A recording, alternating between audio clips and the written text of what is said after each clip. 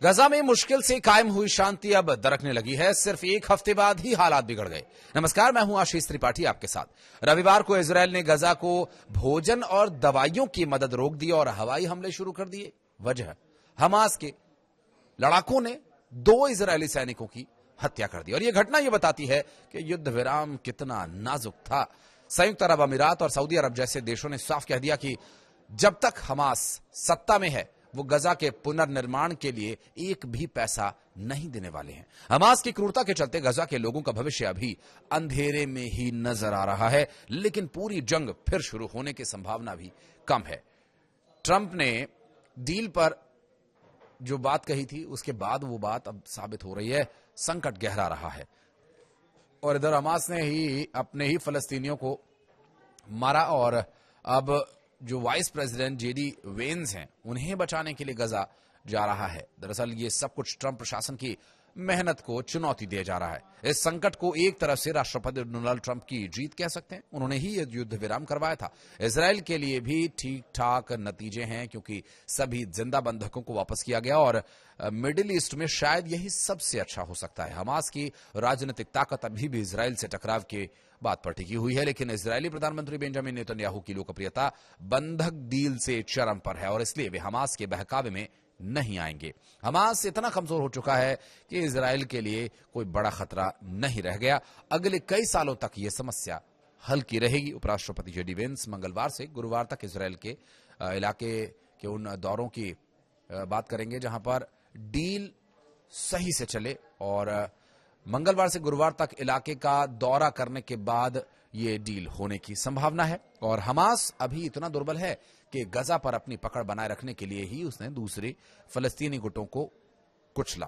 2007 में फतह से झड़प के बाद जैसा किया गया था वैसा ही फिर से शुरू हो गया। युद्ध विराम की स्याही सूखने से पहले ही हमास के गुंडे भूमिगत बिलों से बाहर निकले और यहां तरोताजा अच्छे से खाए पिए और साफ यूनिफॉर्म में दिखे। उन्होंने कम से कम 4 फलस्तीनी काबिले घोषित कर दिए जो कथित तौर पर इजरायल के साथ मिले हुए थे। वीडियो में हमास के अफसर बंधक हुए मर्दों को सड़क पर गोली मारते और चोरों के पैरों में तीर चलाते दिखाई दे रहे हैं और ये सब कुछ खुले में हो रहा है, लेकिन अंदरूनी कहानी और भयानक होगी। शनिवार को अमेरिकी विदेश विभाग ने चेतावनी दी कि हमास फलस्तीनी नागरिकों पर हमले का प्लान बना रहा है। गजा की सुरक्षा और युद्ध विराम से बचने के लिए कदम उठाए जाएंगे, लेकिन ये कैसे होगा ये साफ नहीं है।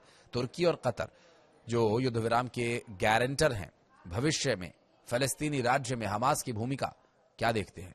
वे हमास से सीधा टकराव नहीं चाहेंगे, भले ही ये गुट फलस्तीनी गुट में गृह युद्ध भड़काने की कोशिश कर रहा हो। हमास की जो क्रूरता है गजा के बेजुबान लोगों को और भी दुख दे रही है। ये संगठन खुद को बचाने के चक्कर में ही अपने ही लोगों को निगल रहा है। क्रांतियां अंत में हैं, खुद को ही खा जाती हैं, लेकिन हमास अभी मौत के मुंह में नहीं पहुंचा। गजा के मासूमों के लिए यह दर्दनाक है। इजरायल ने हमास को बुरी तरह से पीटा, लेकिन अभी भी आग की चिंगारी बाकी रखे हुए है। बहरहाल इस पूरे घटनाक्रम से साफ है कि मिडिल ईस्ट में शांति आसान नहीं, लेकिन ट्रंप का एक समझौता एक शुरुआत है। वेंस का दौरा महत्वपूर्ण होगा जो डील को पटरी पर ला सकता है। गजा के लोग चाहते हैं कि हमास जैसी हिंसा खत्म हो। क्या यह संभव होगा?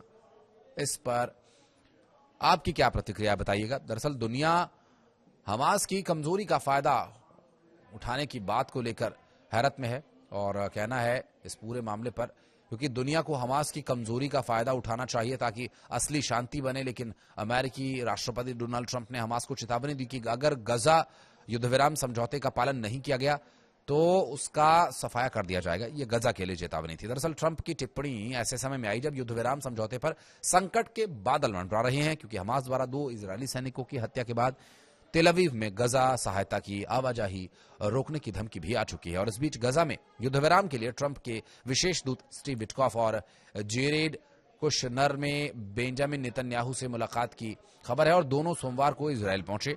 व्हाइट हाउस में ऑस्ट्रेलिया के प्रधानमंत्री एंथोनी एल्बनीज से मुलाकात के दौरान ट्रंप ने पत्रकारों से कहा, हमने हमास के साथ एक समझौता किया था कि वे बहुत अच्छे से रहेंगे, अच्छा व्यवहार करेंगे और अगर वे ऐसा नहीं करते हैं तो हम जाएंगे और जरूरत पड़ने पर सफाया कर देंगे, उनका सफाया हो जाएगा। और ये वो जानते हैं कि ट्रंप ने इस पर जोर देकर यह भी कहा कि अमेरिकी सेनाएं हमास के खिलाफ सीधे तौर पर कार्रवाई नहीं करेंगी। उन्होंने यह भी कहा कि दर्जनों अन्य देश जो गजा के लिए अंतर्राष्ट्रीय बल में शामिल होने पर सहमत हुए हैं, इसमें शामिल होना पसंद करेंगे। उन्होंने आगे कहा कि इसके अलावा अगर मैं इजराइल के अंदर यानी गजा में आने के लिए इजराइल को अनुमति दी जाती है तो वो 2 मिनट के अंदर चला जाएगा, लेकिन अभी हमने ऐसा कहा नहीं है।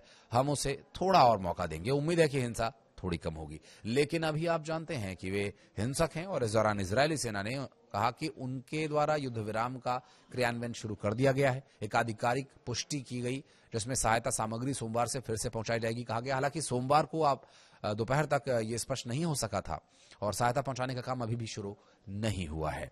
तो क्या एक बार फिर से युद्ध जोर पकड़ेगा? ये एक अहम सवाल है। कुछ कहना चाहें तो कमेंट सेक्शन में बताइएगा।